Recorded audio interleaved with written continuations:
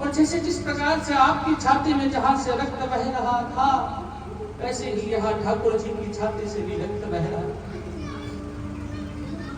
और जो उनके गुरुजी धरा पर नहीं थे, शरीर में नहीं थे, गुरुजी भी समाधि में थे। जैसे बाबा मोहननाथ जी की समाधि लगाई हुई, ऐसे ही उनके गुरुजी की समाधि लगाई हुई थी। जैसे गुरुजी के चरणों में आकर के देखा तो गुरुदेव की भी छाती से वैसे ही रक्त की बूंदें बह रही थी, जैसे सीताराम जी की छाती से बह रही थी। तो कौन कहता है भगवान आज के समय में नहीं मिलते? हमारी भक्ति जिस दिन निश्चल हो जाएगी, हमारे मन में हृदय में प्रेम उत्पन्न हो जाएगा, उस दिन भगवान भी हमें मिल जाएंगे। न जाने ऐसी कितनी लीलाएं ही भक्तों के साथ भगवान ने की। एक बार की बात है, एक महाराज इतने ही सरल संत तो अपने ठाकुर जी अपने साथ रखते थे। एक बार के लिए वो किसी भंडारे में गए थे, छड़ा भंडारा लेने के लिए गए और वहां ही अपने ठाकुर को चौकी पर बिठा करके जैसे ही भंडारे का प्रसाद खिला रहे थे, प्रसाद खिलाते खिलाते उन्हें ध्यान आया कि मेरे ठाकुर को प्यास लगी होगी। वो जल लेने के लिए जैसे ही गए तो पीछे से चोर ने उन ठाकुर की जो मूर्ति थी वो मूर्तियां चुरा ली। और जब हृदय से प्यारी चीज, हृदय से भी प्रिय चीज जब हमारे से दूर होती है तो जो कष्ट होता है वो ही जान सकते हैं जिनसे दूर होती है। जिस महात्मा के सिव्य ठाकुर चोरी हुए थे, उन ठाकुर जी तो वो ले गए, लेकिन जो संत महात्मा पीछे रह गए उनके प्राण सूखने लगे। वो इतने दुखी हुए, रोने लगे कि मेरे तो प्राण आप ही, मेरा इस संसार में कौन? मैं जैसे जैसे आपके सहारे जीवन बसर कर रहा था मेरे ठाकुर, और आप भी चोरी हो गए, आपने खुद को चोरी करवा लिया। मैं जब तक भोजन नहीं ग्रहण करूंगा जब तक कि आप वापस ना आ जाएं। और ठाकुर जी की लीला तो ठाकुर जी की है। जब भक्त ने ये कह दिया कि मैं भोजन आपके बिना ग्रहण नहीं करूंगा तो ठाकुर को भी दया आ गई। सिर्फ ठाकुर ने जब चोरों के हाथ में थे अपना वजन इतना बढ़ा दिया कि चोरों ने वहां उन मूर्तियों को रखना ही पड़ा। मूर्तियों का वजन बढ़ते देखा तो उन्होंने उन मूर्तियों को वहीं रख दिया। वहीं से पुलिस जा रही थी, पुलिस ने जब वो ठाकुर जी देखे, वो चोरों के पास आई, पुलिस वाले आए, उन्होंने पूछा कि ठाकुर ये मूर्तियां कहां से लाए हो, तुम चोर हो क्या? बोले हाँ इंस्पेक्टर साहब, हम चोर हैं और ये किसी महात्मा की मूर्ति हम चुरा लाए। और अब ये देखिए ना, हम ले तो आए, बड़े हल्के थे, लेकिन पता नहीं क्यों समय समय पर इनका वजन बढ़ रहा है, हमारे से उठाई ही नहीं जा रही।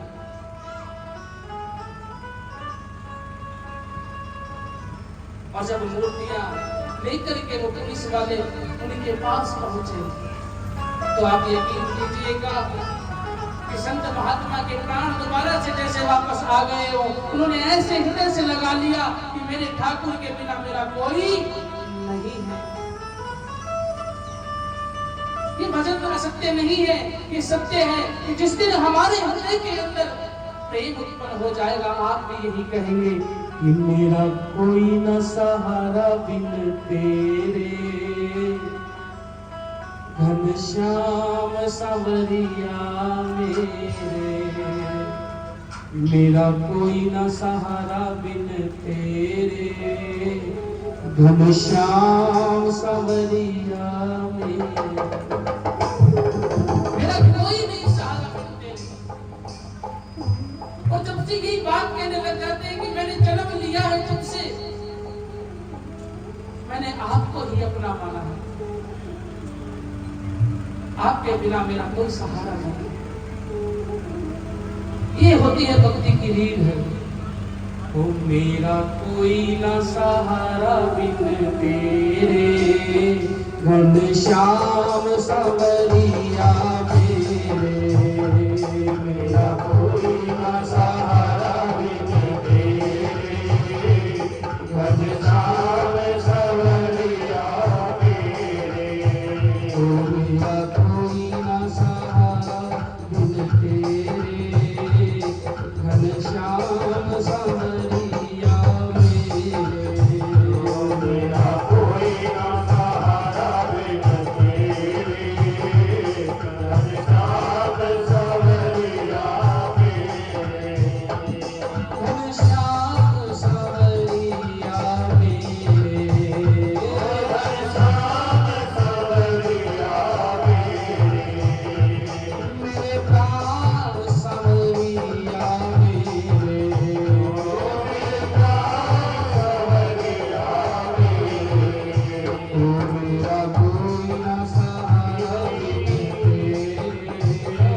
घनश्याम सांवरिया मेरे, मेरा कोई न सहारा बिन तेरे। घनश्याम सांवरिया मेरे। बोलिए बाबा बिहारी लाल की।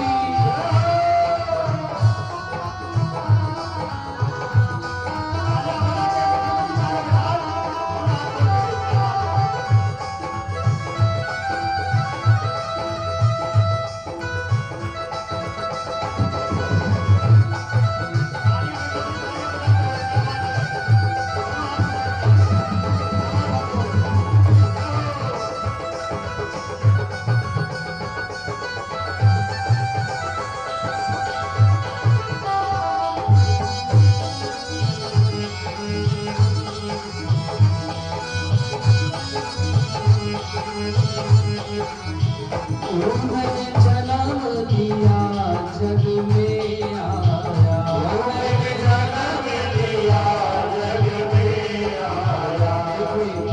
भैया जब मैं भजन को आनंद से गा रहा हूँ, आप मत गाइए, आज ये कलीना वासी ही गाएंगे।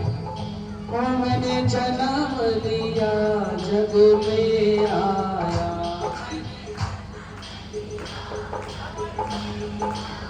ओ मैंने जन्म लिया जग में आया, मैंने जन्म लिया।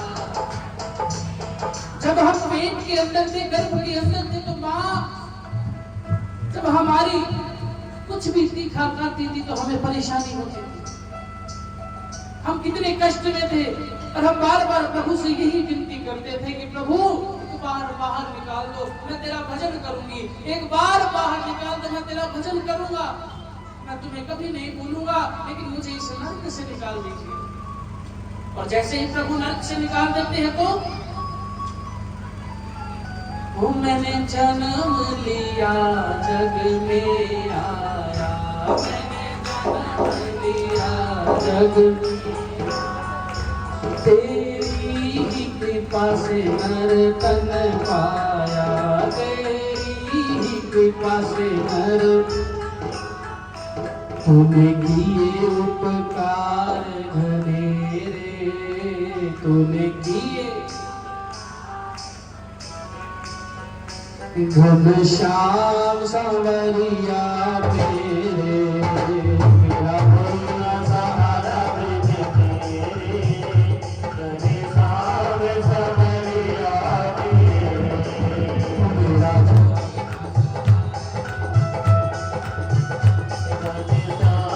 सांवरिया मेरे।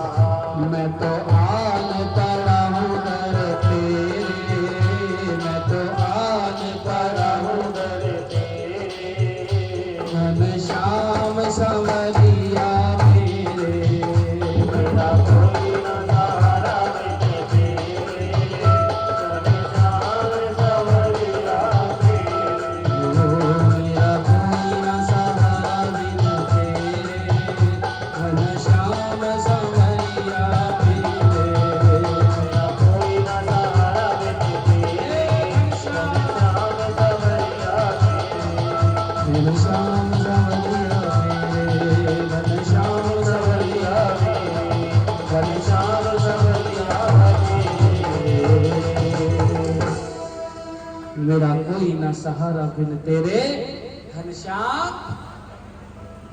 बोले वृंदावन बिहारी लाल की, श्री भागवत महापुराण की, बाबा मोलड़नाथ की। तो जब नारद जी से वो माता मिली, उन्होंने कहा कि मैं मरने वाली हूँ, मेरे दोनों बच्चे मरने वाले हैं, कुछ ऐसा उपाय बताइए महात्मन कि मैं पुनः जीवित हो जाऊं। ये सब संशय सुनकर के नारद जी ने अनेकों कथाएं बताई, अनेकों बातें बताई जिससे कि भक्तिमती जी जाए, लेकिन कोई फर्क नहीं पड़ा। तब वो सनकादियों से प्रश्न करते हैं और इन्होंने बताया कि आप श्रीमद् भागवत पुराण पढ़िए, क्योंकि जब व्यास जी लिखते लिखते हार गए, उन्होंने ज्ञान के ग्रंथ लिखे, 18 पुराण में से लिखे, लेकिन उनको जब संतुष्टि नहीं हुई तो उन्होंने श्रीमद् भागवत पुराण लिखा। और भागवत पुराण की कथा एक प्रेम की कथा है, जहां हम प्रेम सीखते हैं कि प्रभु के चरणों में अनन्य प्रेम कैसे हो। और दृष्टांत के बिना सिद्धांत बुद्धि में स्थिर नहीं होता। दृष्टांत के बिना जब तक हमारे पास कोई उदाहरण नहीं होता, हम ये नहीं मानते कि यह सत्य है भी कि नहीं है। क्या आप जब तक कोई आपके पास उदाहरण नहीं होता, आप मान लेते हैं कि ये सत्य है कि नहीं? या तो कोई प्रमाणित व्यक्ति आपको बताए ये बात ऐसे है, नहीं तो आपको कोई ना कोई उदाहरण चाहिए होता है। इसलिए एक दृष्टांत देते हैं कि तुंगभद्रा नदी के किनारे आत्मदेव नाम का एक ब्राह्मण रहता था। किस नाम से एक ब्राह्मण रहते थे? आत्मदेव। घर में संपत्ति बहुत थी, किंतु संतान न होने से दुखी था और संतति के लिए उसने बहुत प्रयत्न किए, सफलता मिली नहीं। एक दिन वह आत्महत्या करने के लिए चला। थोड़ा विचार करने पर ध्यान में आएगा कि हम सभी जीव ही आत्मदेव हैं। हर आत्मा को देव होने की इच्छा है और इच्छा होनी भी चाहिए कि हम किसी तरह भी पवित्र देव बन जाए। लेकिन हमारी इच्छाएं हम पर इतनी हावी हो जाती हैं कि हम प्रभु को भूल जाते हैं। नर को नारायण के चरणों में शांति मिलती है, जीव को शिव होने की इच्छा है, आत्मा को देव बनने की इच्छा है। जीवन दिव्य है, जो सब में देव का दर्शन करता है वह देव हो जाता है। और यहाँ आत्मदेव एक ब्राह्मण है जो कि पूर्ण ईमानदारी के साथ अपना जीवन व्यतीत करता है। खूब संपत्ति है, खूब संपत्ति इसके पास है, लेकिन इनके पास केवल एक सुख नहीं है, वो है संतति। इनको संतान नहीं है और संतान न होने के कारण ये बहुत दुखी है। इनकी पत्नी का नाम क्या है? भागवत आप सुनती रही हैं। आत्मदेव की पत्नी का नाम क्या है?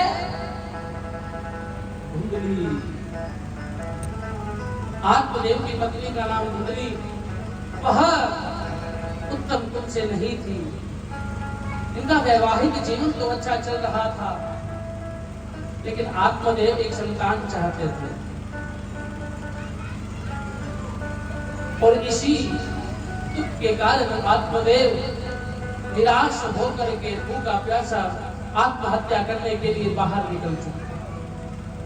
और बाहर जैसे आए, तुंगभद्रा नदी के किनारे आए, तो वहां आकर के जब आत्महत्या करने लगे तो उन्हें एक महंत मिल जाते हैं, एक संत मिल जाते हैं। और जब संत मिल जाते हैं तो कृपा शुरू हो जाती है। जैसे ही उन्हें संत मिले, संत ने उन्हें रोका, बोले रे बच्चे क्या कर रहा है? आत्मदेव रोने लग जाते हैं। आत्मदेव रोने लग जाते हैं और कहते हैं कि क्या बताऊं महात्मा, भगवान का दिया हुआ सब कुछ है, मैं पूर्ण वैदिक जीवन अपना यापन करता हूं, लेकिन मुझे कष्ट है। बोले क्या कष्ट है? बोले महात्मा मुझे संतान नहीं है। महाराज जी ने कहा, अरे मूर्ख, ये तो तेरे लिए बहुत अच्छा है कि तुझे संतान नहीं है, क्योंकि संतान होगी तो तू इंसान ना रह करके केवल और केवल इच्छाओं की पूर्ति करने वाला हो जाएगा। अगर संतान हो गई तो उन्हीं के जीवन यापन करने में अपना जीवन व्यर्थ दे देगा। और अब तो तेरी बुढ़ापे की औलाद होगी और भी अत्यंत स्नेह होगा और तो भगवान को भूल जाएगा। अब सोच ले तुझे क्या करना है। बोले महाराज, कैसी जिंदगी है, कैसे जीऊं? अरे इतना धन का मैं क्या करूंगा जब मेरे कोई बेटा या बेटी ही नहीं है। और तो और छोड़ो कि मेरे कुल में कोई श्राद्ध करने वाला भी नहीं है कि मेरे नाम से कम श्राद्ध ही कर देगा, मेरी मुक्ति के लिए कोई जतन ही कर देगा, ऐसा भी मेरे पास तो कोई नहीं है। महात्मा जी ने बहुत समझाया कि रे बच्चे, कोई फायदा नहीं है इस संसार में बंधन में बंधना, अपने आप को छुड़ा लो। भगवान ने सही किया है कि तुम्हारे भाग्य अनुसार तुम्हें संतान नहीं दी, लेकिन वही वर्णन अपनी बुद्धि पर नहीं लेता और आत्मनियोजित करता रहता है और कहता है कि देखो आज मेरा आखिरी दिन है महात्मा, अगर आप मुझे जीवित देखना चाहते हैं और कुछ कर सकते हैं तो कृपा करके मुझे ऐसा उपाय बतलाइए जिससे कि मेरे संतान हो सके।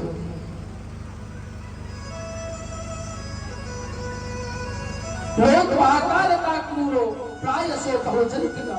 मानव की बुद्धि जो है वो एक कुंडली की तरह ही तो है, क्योंकि यहाँ आत्मदेव की पत्नी कुंडली